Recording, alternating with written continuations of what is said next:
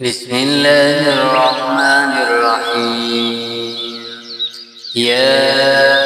أيها المزمل قم الليل إلا قليلا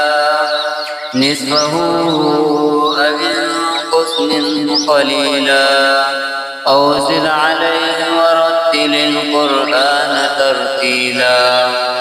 إنا سنلقي عليك قولا ثقيلا إن ناشئة الليل هي أشد وطئا وأقوم قيلا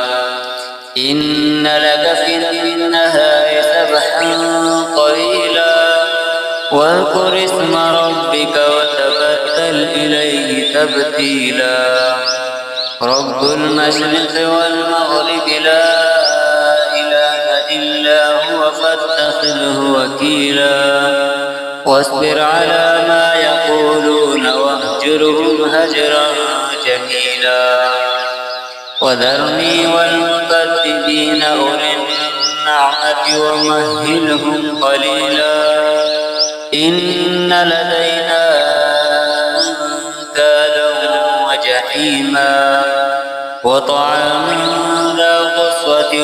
وعذابا أليما يوم ترجف الأرض والجبال وكانت الجبال كثيبا مهيلا إنا أرسلنا إليكم رسولا شاهدا عليكم كما أرسلنا إلى فرعون رسولا فعصى فرعون الرسول فأخذناه أخذا وبيلا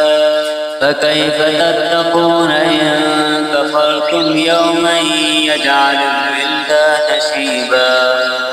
السماء منفطر به كان وعده مفعولا إن هذه تذكرة فمن شاء اتخذ إلى ربه سبيلا إن ربك يعلم أنك تقوم أدنى من ثلثي الليل ونصفه وثلثه وطائفة من الذين معك والله يقدر الليل والنهار علم أن لن تحصوه فتاب عليكم فاقرؤوا ما تيسر من القرآن علم أن سيكون منكم مرضى وآخرون يضربون في الأرض يبتغون من فضل الله وآخرون يقاتلون في سبيل الله فاقرؤوا ما تيسر منه وأقيموا الصلاة وآتوا الزكاة وأقرضوا الله قرضا حسنا